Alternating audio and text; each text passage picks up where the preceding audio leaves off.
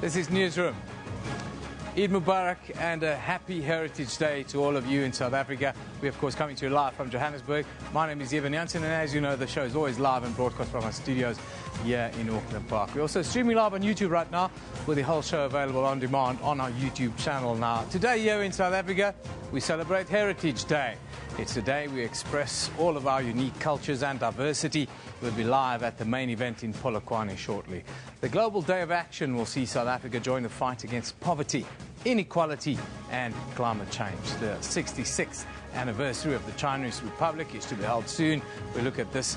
And Mandarin, that will now be a language that's offered in South African schools. Families on the run from brutal attacks in Nigeria are swarming into the Lake Chad region.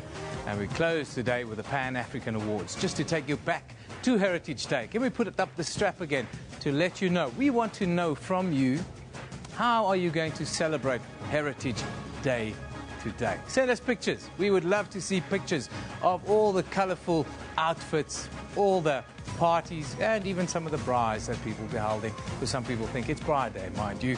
Anyhow, let's go to Anine, who's going to give us a quick news update.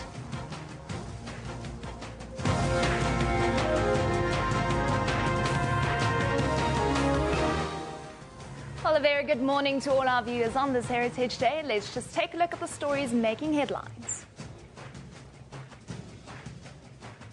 In Durban, the taxi strike is set to enter its fourth day today. Taxi bosses and government officials failed to reach an agreement in an emergency meeting which continued until late last night. Operators in the city downed tools on Monday, leaving thousands of commuters stranded. They are demanding that hundreds of minibuses that the municipality has impounded be released. The gang-related violence in Mangaung near Bloemfontein has social media talking. Users have started a hashtag Pray for Bloemfontein campaign after gang members killed at least 2 people and wounded another. It's believed that the group has been harassing school members in the area. Schools were closed after the suspected gang-related violence broke out. Police are monitoring the situation. Newly appointed Mineral Resource Minister Mosebenzi Zwane has pledged to confront challenges in the mining sector head-on. He took the oath of office in Pretoria yesterday. Zwane takes over from Huako Ramahlodi, who has been moved to the Public Service and Administration portfolio. A new report is expected to show a hike in the country's criminal activity. This when the South African Institute of Race Relations releases its annual crime statistics report next week. Looking at crime trends over a 20-year period, agreed robbery and murder have increased in the last 2 years. The Institute's study of police crime statistics has, however, revealed that crime in South Africa has been steadily decreasing since 1994. European Union leaders have met in Brussels to discuss ways to tackle the refugee crisis. Thousands of people are making their way into the European Union every day, fleeing conflict and poverty in countries like Syria and Iraq. Europe has been criticized for being too slow to manage the refugee seeking asylum.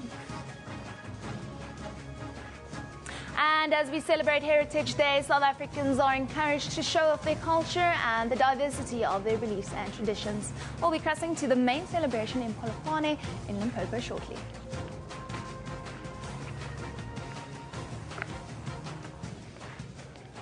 Well, remember, of course, you can find all of those stories on our Newsroom Facebook page. Just search for SABC Newsroom. You can also follow us on Twitter at SABC Newsroom.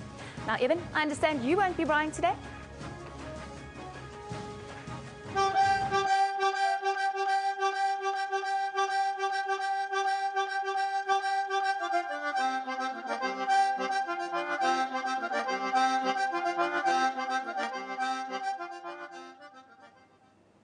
No, I won't be Brian today, and just for the record, I will be celebrating Eid al-Adha with some family and friends.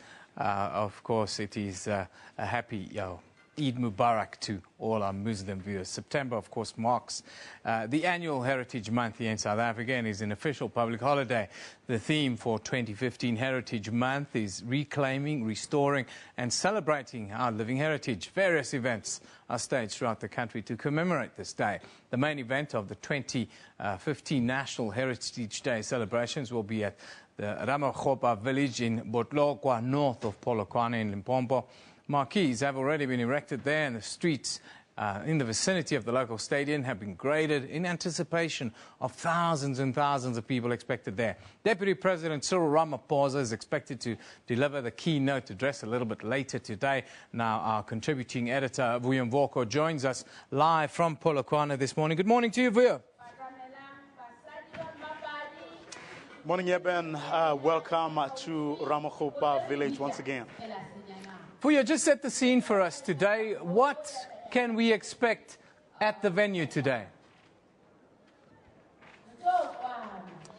Well, as you just said, we're expecting Deputy President Cyril Ramaphosa to give a keynote address on a day where all South Africans are being urged to celebrate our heritage. Well, of course, as has been the issue over the years in which we've been celebrating this day, there seem to be as many versions of what it is exactly that we should be celebrating as there are people prepared to talk about it. But I think there is general consensus around one fact, and that is that whatever you are doing in your own little corner, just do what you can. Hopefully, the little that you're doing in your little corner will contribute to a composite whole. And further down the line, we will, as a nation, be able to perhaps define what it is that should be uniting us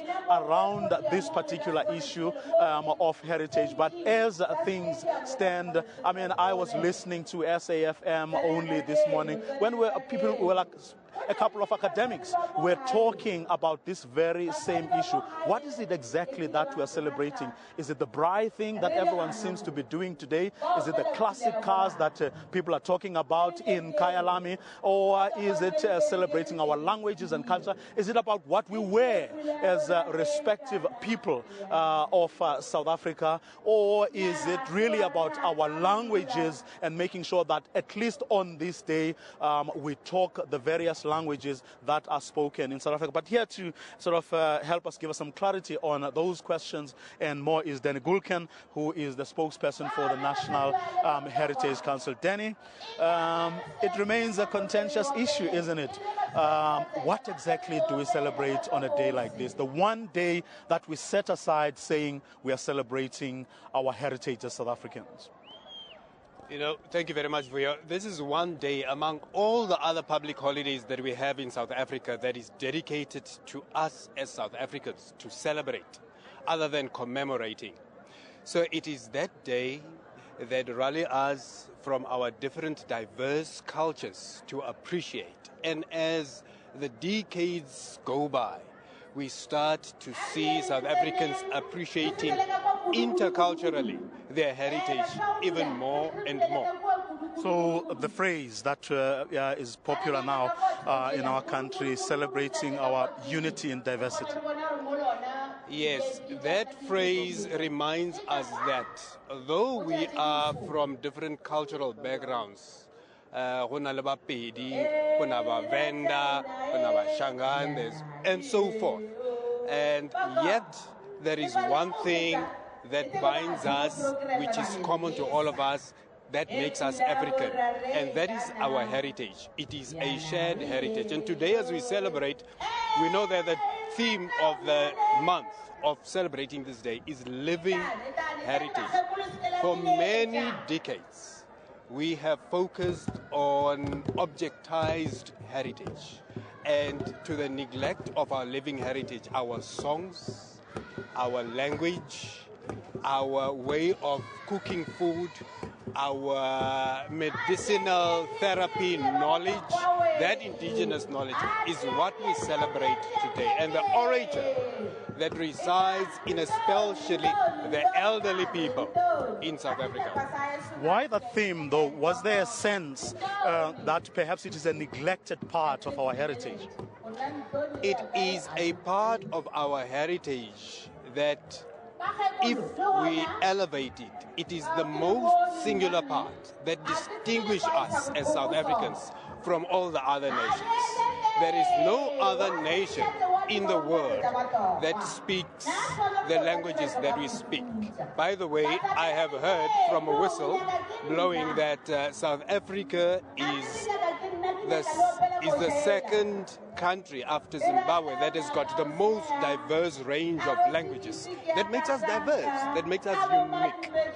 So what you're saying then debunks, shall we call it, the myth that we tend to focus perhaps solely on how we look and perhaps doing the right thing as well. You know, we think of heritage more as a social good. And how we look, how we memorialize it, it is just an expression. But the core essence of heritage is the identity and that which defines us as a people. Well, braai is a form of an expression of culture. Not necessarily heritage, let's be clear on that one. Not necessarily heritage is a culture which is defined as a way and norm of doing certain things as a nation, acceptedly. So people are accepted, I mean, South Africans are welcome to braai and to go and watch classic cars. You don't have a problem with that as the National Heritage Council? Definitely they can braai, go watch rugby, go watch matches, but also very important, what we encourage families to do is that on this day, because we have so little time at our hands, take a moment to explain to the young ones how important their heritage is, and at least take time to explain their lineage to them, the language, and how they could contribute in appreciating their heritage.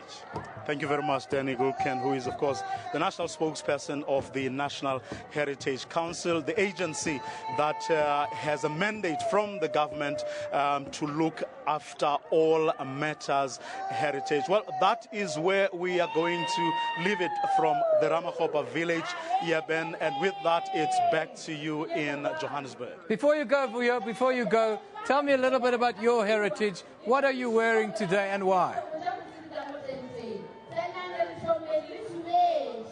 We just want to speak to your MC. Well, it is a coat, a Xhosa-inspired coat.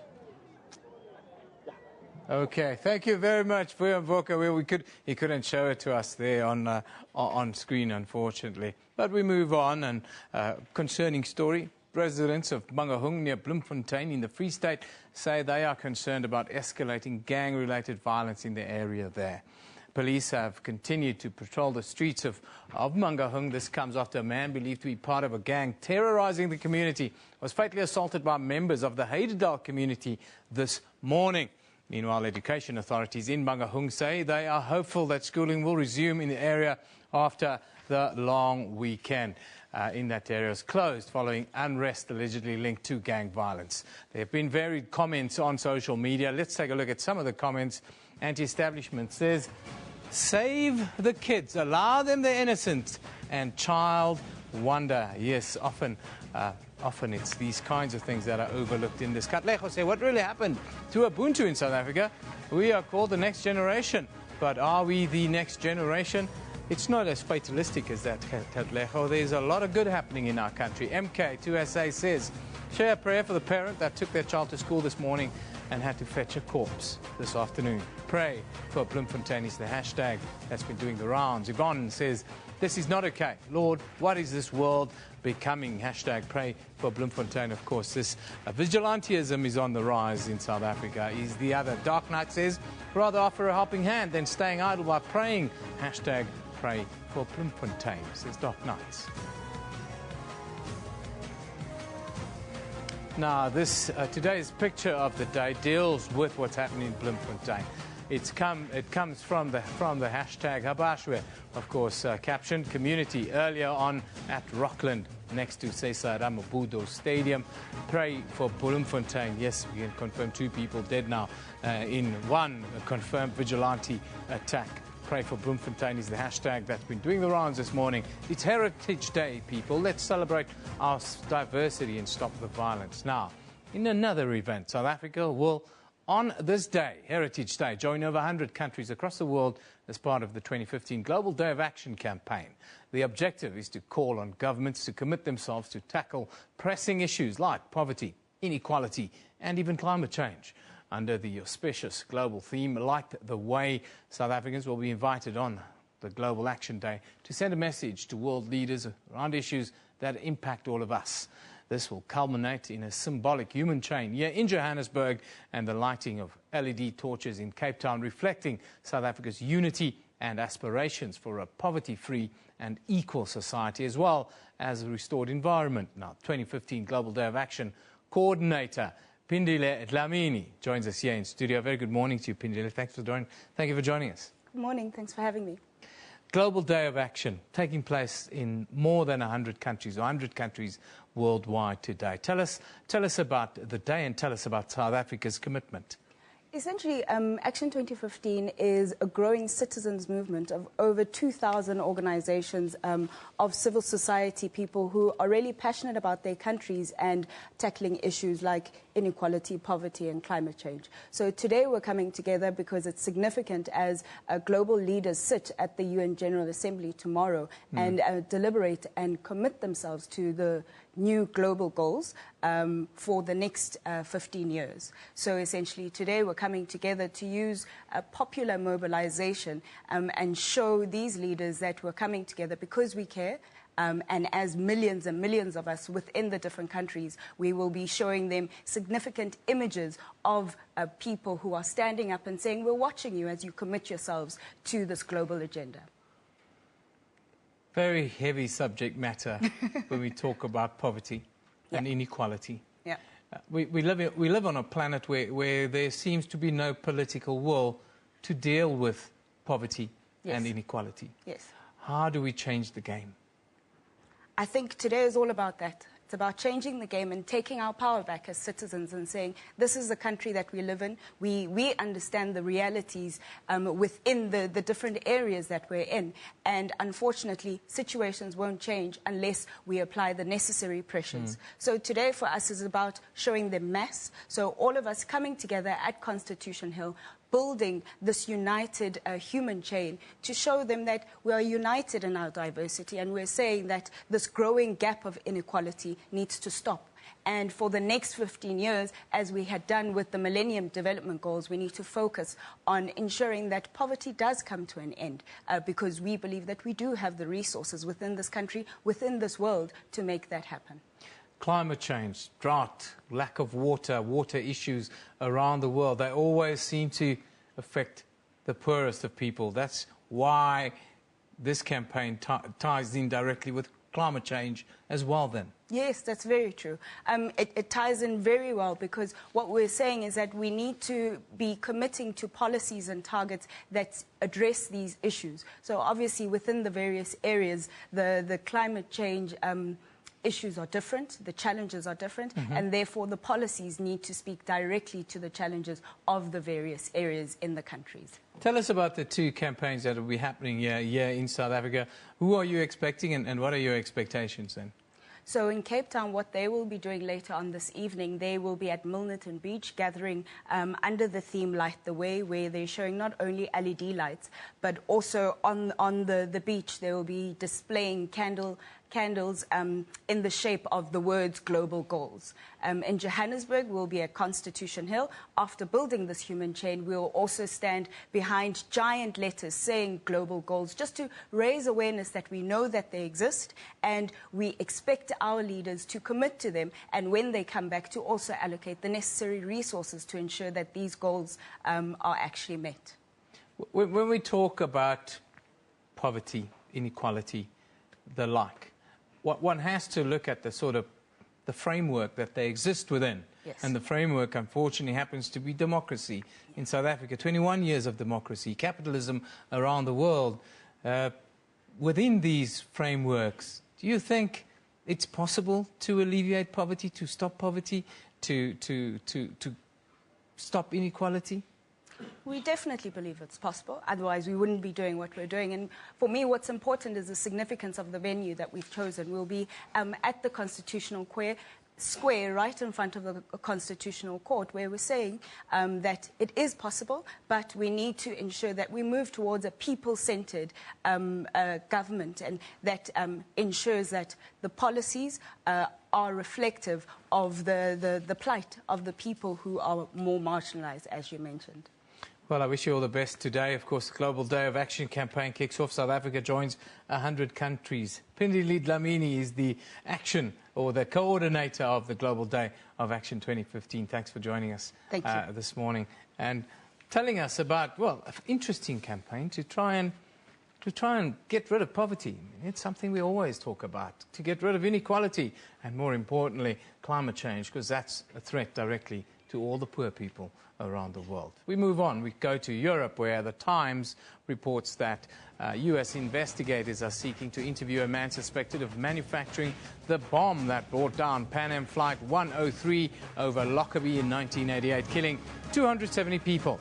Moving to New York, the New York International Times says Pope Francis, who met with President Barack Obama in Washington yesterday, introduced himself to the US by wading quietly but forcefully into some of the most polarizing issues of American civic life. Then finally, the USA Today reports that the brash CEO of a pharmaceutical company under fire this week for an extreme price increase of one of its drugs apparently is done defending himself to the public. That's what's on the agenda in the United States today. Let's take a quick look at what's happening around the country here in South Africa. We start in the capital, Pretoria, where the Gauteng Carnival is set to take over the streets of Tshwane. It's 18,000 dancers, performers, artists, musicians and spectators celebrate their heritage in style. Then in Durban, the Zulu King Goodwill Zwelithini is expected to address thousands attending the King Shaka commemoration in Kwadukuza.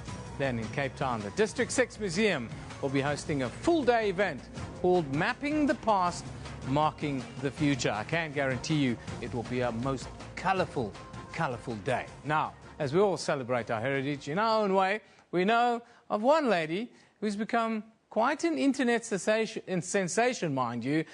This is how she is going to be spending her Heritage Day.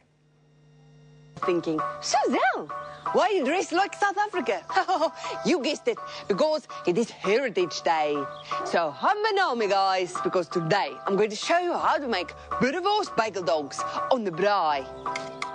You will need your boerewors braai to perfection, some small gardening forks on the Wolverine, big society stick, your trusty cable ties, your bread dough. You can make it from scratch or buy it from Checkers. And say you made it from scratch. An egg and brush and some seeds. Finally, your braai. Hello, old friend.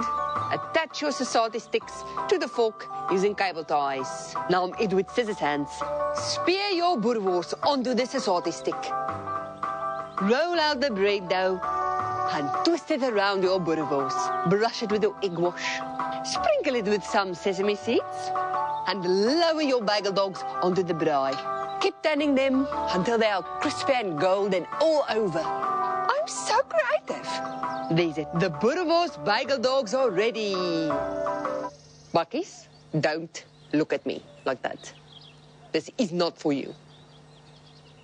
What's bagel dogs without some condiments? DI braai, because it is Heritage Day. When I get older, when I get younger, when I get older, I'm going to wave my... Yep, we all have different ways in celebrating our heritage. That is just one of them. I know thousands of other South Africans will be taking out the braai vleis today, making fires. Others will be celebrating, of course, Eid al-Adha today. So Eid Mubarak again to all of our Muslim viewers. Time for us to take a break. You're watching Newsroom here on SABC News.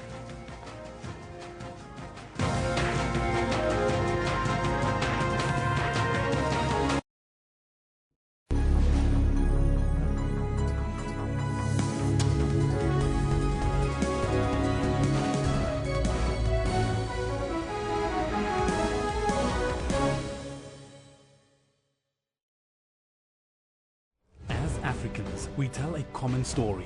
Together, we make up a common picture. For the 7th time since 1998, AfriCities Summit is uniting people from local governments across the continent and asking them to contribute in voice and action to shape a common vision of transformed African cities by 2063. Join us. Learn about the AfriCities 7 Summit, Johannesburg, South Africa, 29 November to 3 December 2015.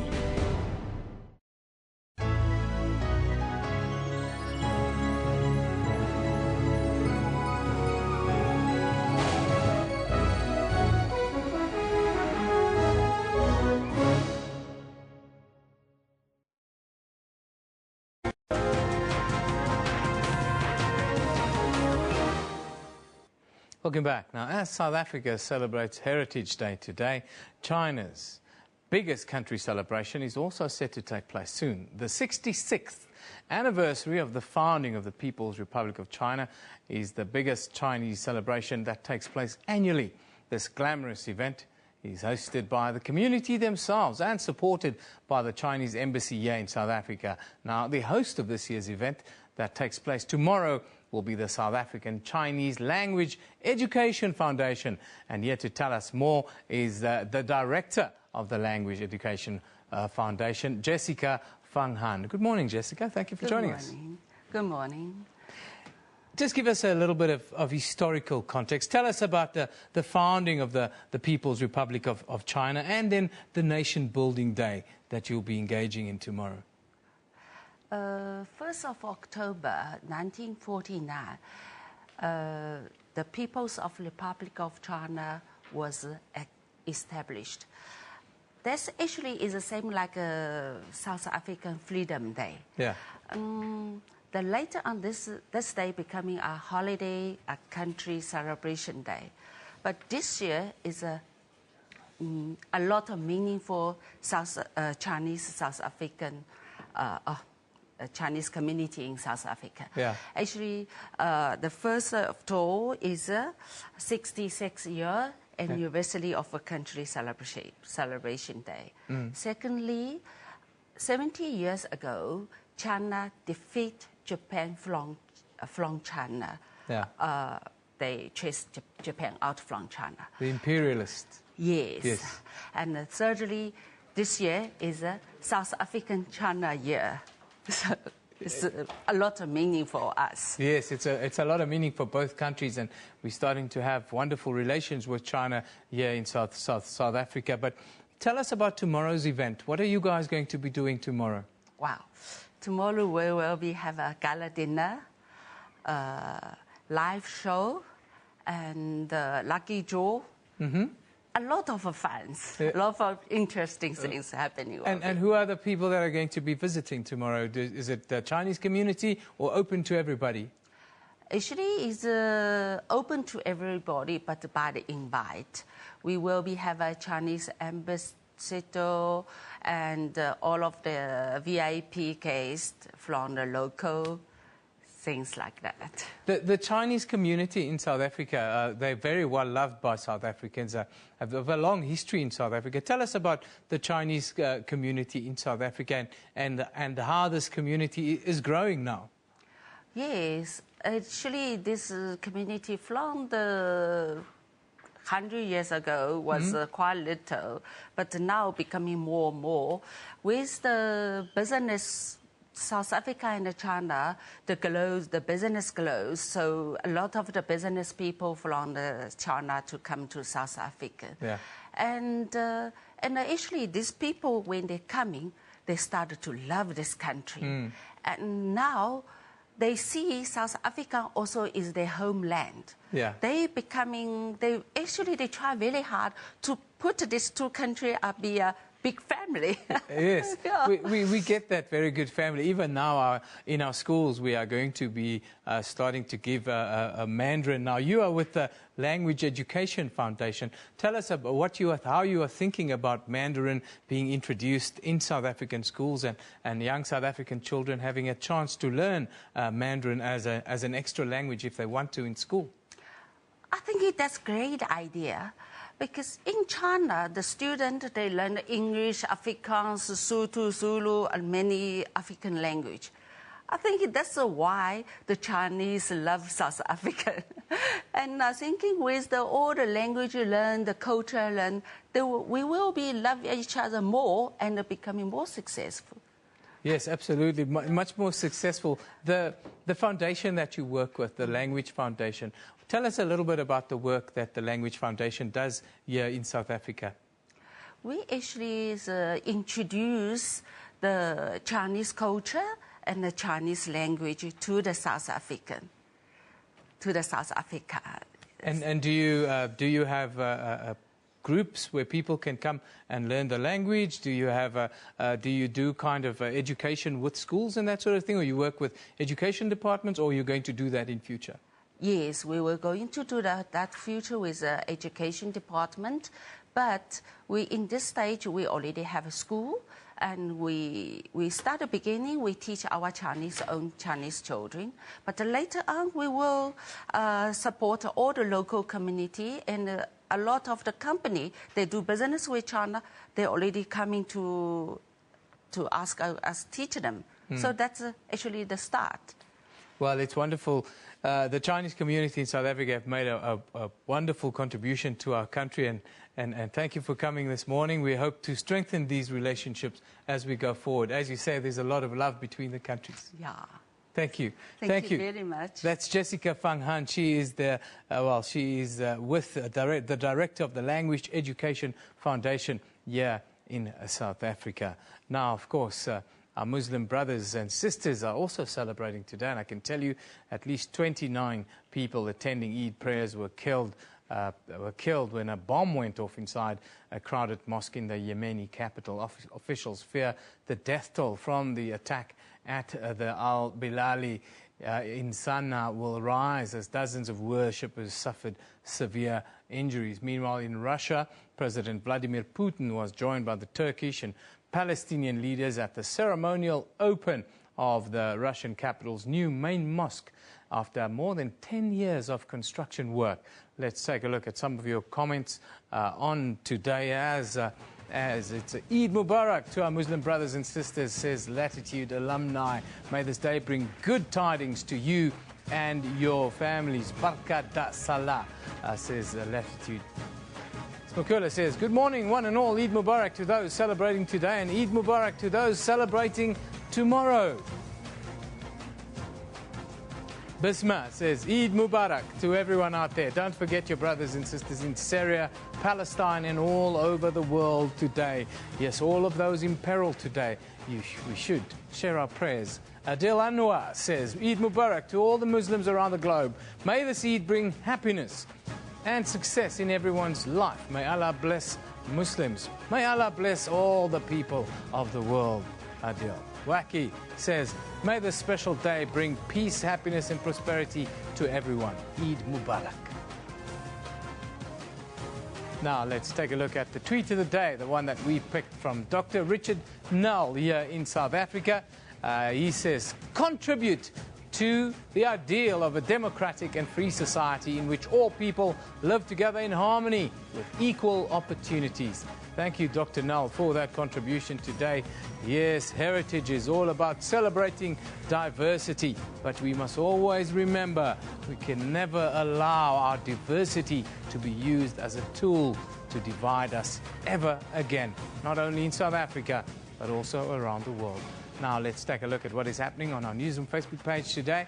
The Desmond and Leah Tutu Legacy Foundation will visit the Ark City Refugee Facility in Forage, just outside of Cape Town, as part of their Heritage Day celebrations. However, it's not clear whether Archbishop Emeritus Desmond Tutu will be present.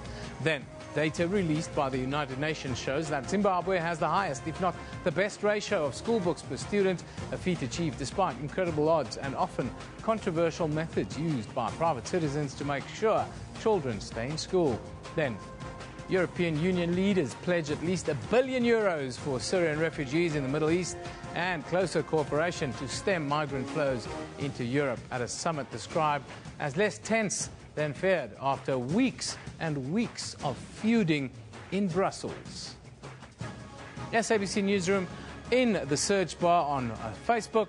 We pop up, like our page. If you like the page, you get all the latest updates. Time for us to take another break. This is Newsroom here on SABC News.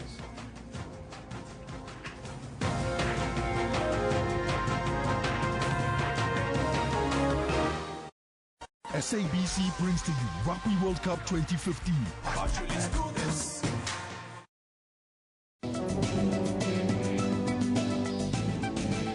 Everybody wants to look like Superman, and unfortunately nothing in a bottle, nothing in a capsule form will give you muscle. It's hard work, in fact it's smart work. It is time sportsmen and women realize that supplements may be contaminated with banned substances and that this can affect their health in the long term. The only way a supplement can be regarded as safe from banned substances is if the entire supplement batch is tested and cleared by an accredited anti-doping laboratory. Join me on Health Talk every Saturday morning between 9 a.m. and 10 a.m. as we unpack current health stories.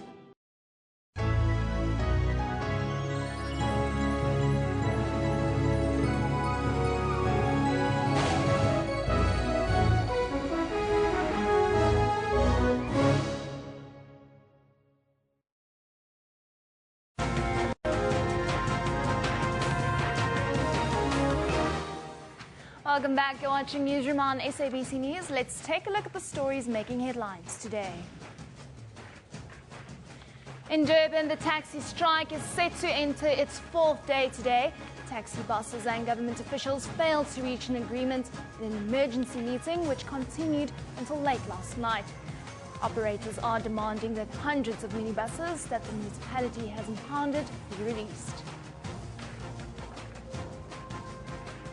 The gang-related violence in Mangaung near Bloemfontein has social media talking.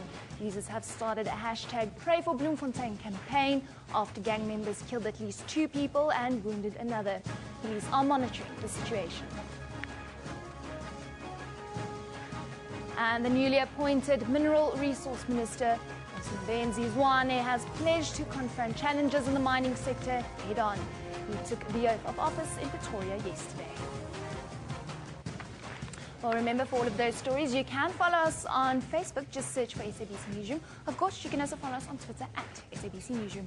Evan, back to you. Thanks very much, Anina. As the Muslim festival Eid al-Adha gets underway across the world, military officials in Nigeria said that all vehicles would be banned throughout Borno State. This comes after 2 separate bomb blasts killed at least 170 people in Maidigiri and more than 20 people in Mongono. That's in the northeastern parts of Nigeria. The rise in conflicts have caused around 2.5 million people to become displaced as families flee the country. But the threat or scarcity of resources and the spread of illnesses in neighboring Cameroon, Niger, and the Lake Chad region, where they have sought refuge remains a concern. As they become an additional burden on already vulnerable communities, their lives now sit in the hands of humanitarian assistance. Now joining us on Skype from Geneva in Switzerland is the United Nations High Commission for Refugees, Senior Communications Officer for North, West and Central Africa, Leo Dobbs. Good morning, Leo. Thanks for talking to us. Good morning. Good to be here. Leo, just give us a quick update. What is the situation on the ground right now in the sort of Lake Chad region as more and more people seem to be fleeing conflict in the northeast of Nigeria? Well, the Lake Chad region has effectively become a war zone. It's the front line, which is quite unusual, really, because we're trying to help people in that front line. And it's the militaries of the countries that border the Lake Chad have been trying to move people out of those areas where they live, where they earn their livelihood, and move them to camps or to live with families in neighbouring regions. And this has disrupted the economy, disrupted their lives, and raised fears of more violence to come when the military take on the militants. Leo, tell us about the UNHCR's reaction to the crisis there and the sort of camps that you guys have been setting up in Nigeria and Lake Chad and around. Well, the Nigeria operation is one of our biggest in Africa, and we've been working there on this crisis since 2013, and we've been in Nigeria, where there are what we call internally displaced people, more than 2 million. We have been providing the lead in protection efforts and also in shelter and camp management efforts, and we've been helping provide other aid. In the neighboring countries, we've been helping refugees, Nigerians who've crossed into those countries to seek shelter. And we are helping to run 4 camps in those in Niger, Cameroon and Chad, which provide shelter for more than 100,000 people. And we provide everything there, education, access to medical help, food, shelter. But there are problems with providing enough health care. Water, for example, in Cameroon, at the camp that we're helping to run there, it's difficult to get water, and there are many problems, yes, but at least these people are getting shelter. Tell us quickly about the security situation, and with that sort of backdrop, it must be quite difficult to get food and water and other medical supplies and the like there. We've got reports of food shortages there. Is that accurate? Well, I mean, the part of it is linked to the whole issue of these are countries that are amongst the poorest in Africa. I mean, Cameroon, Chad, and Niger. And the Lake Chad was a socio-economic hub that provided there was trade, big trade, people, agriculture, many fishermen. Their lives have been disrupted, and the flow of food and goods has also been disrupted. So this is causing a lot of hardship. And also the attempts of organizations such as ourselves have been hampered by a lack of funding. For our operations in the Nigeria situation, we've so far, our appeals for funding have been 40% successful. So that's a big shortage there. So it's difficult. You have to prioritize aid, and it's not, we're not the only ones facing this. People like the World Food Programme, UNICEF, World Health Organization. So it's difficult under those conditions, when we're all competing to help. Everyone wants to help, but also there's a certain onus on the governments themselves to provide help, and they are doing so, to be fair.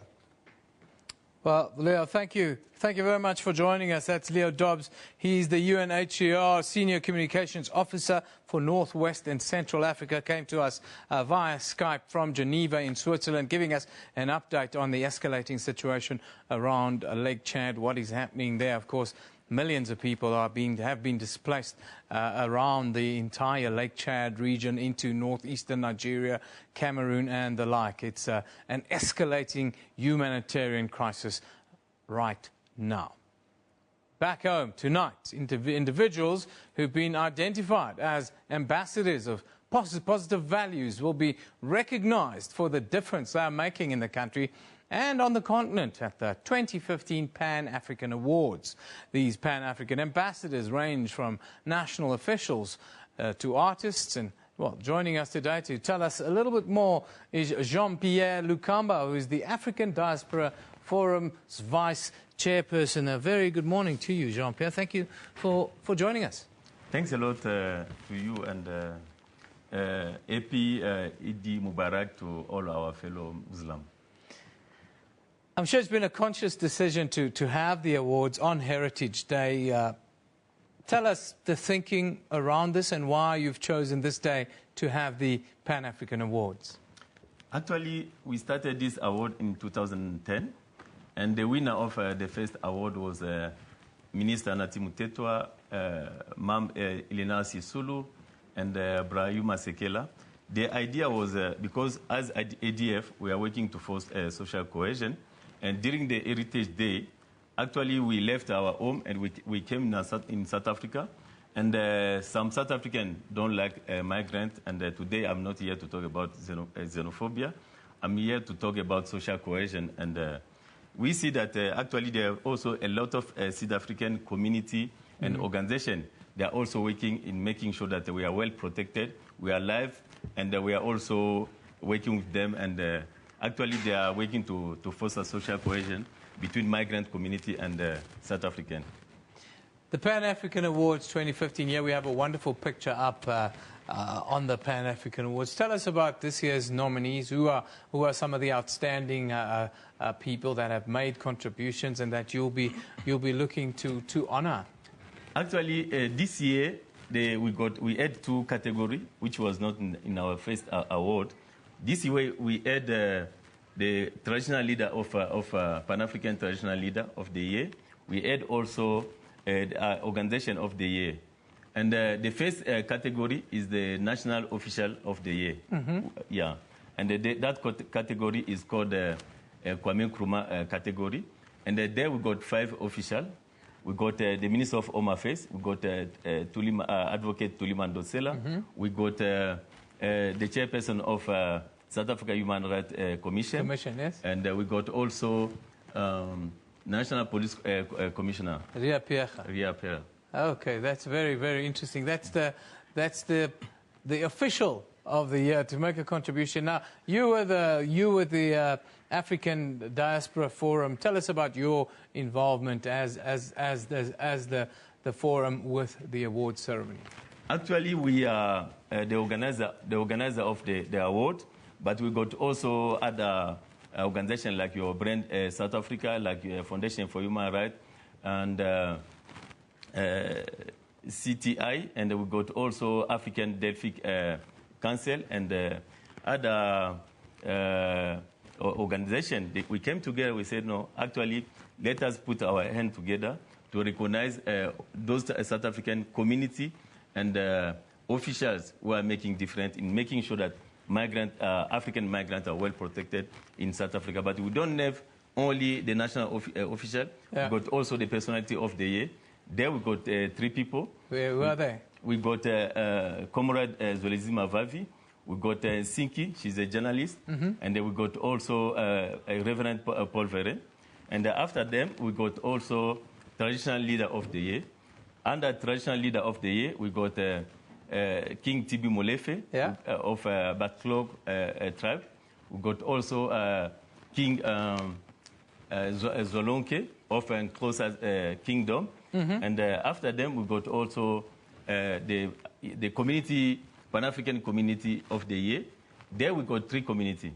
The first community is Alexandra community. The second one is a Catalog. The third one is Orange Farm. Orange Farm. Yes. And quickly, before I let you go, we know it deals a lot with an issue that we're all passionate about, which is xenophobia and the right of everyone to be safe and to be free. Has the situation improved, in conclusion, before I let you go, between communities here in South Africa? Actually, after May, what we noticed, there's many efforts done from South Africa government and from the community, and especially many organizations came together under People's Coalition Against Xenophobia to make sure that all of us, migrants who are living in South Africa, especially African, we are safe and we are protected.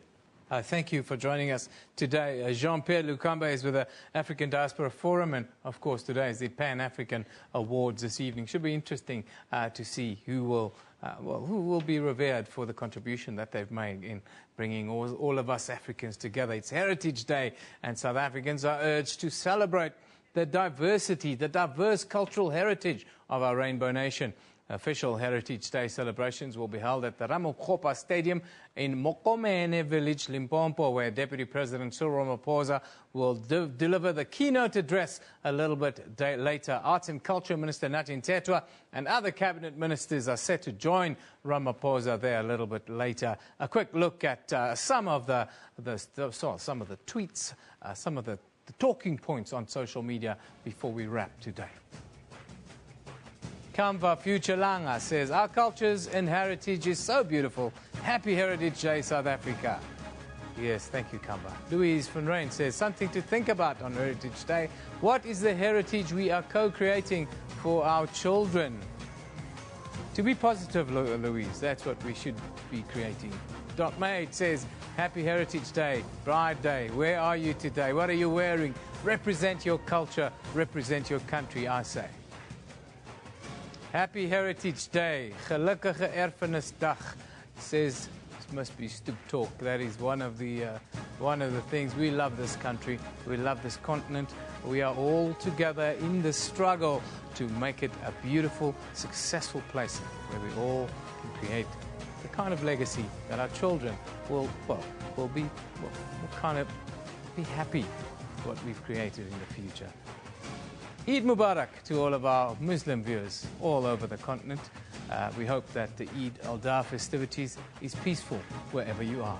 That's where we leave it today. Newsroom is broadcast live from our studios in Auckland Park, Johannesburg, every weekday morning between 9 and 10 a.m. We're also streaming live on YouTube at that time, with the show available on demand on our YouTube channel. This is SABC News. You've been watching Newsroom.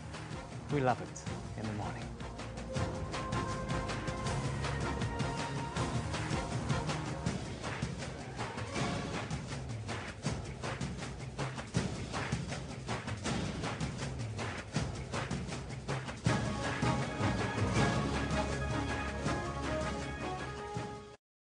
SABC brings to you Rugby World Cup